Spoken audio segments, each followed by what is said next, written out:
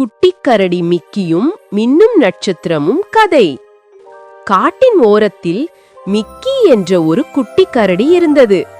மிக்கிக்கு இரவு நேரத்தில் வானத்தை பார்த்து நட்சத்திரங்களோடு பேசுவது ரொம்ப பிடிக்கும்.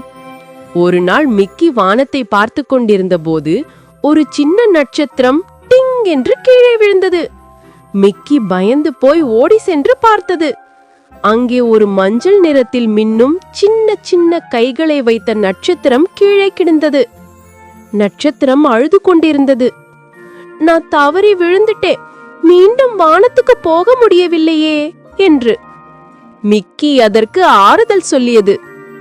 ஐயோ, கவலைப்படாதே, நான் உனக்கு உதவி செய்கிறேன் என்று சொல்லி மிக்கி உடனே தனது நண்பர்களான அணில், முள்ளம்பன்றி, குயில், மானை கூப்பிட்டது.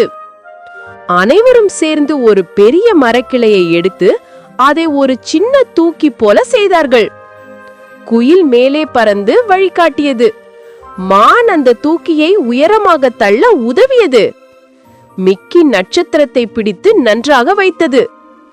அதற்கு பிறகு அனைவரும் சேர்ந்து எண்ணினார்கள்.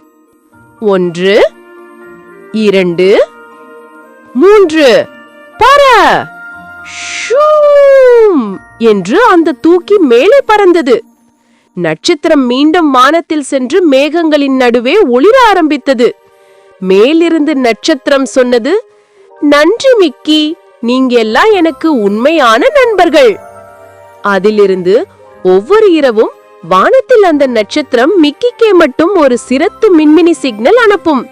மிக்கி அதை பார்த்து தினமும் சிரித்துக் கொண்டே உறங்கும்.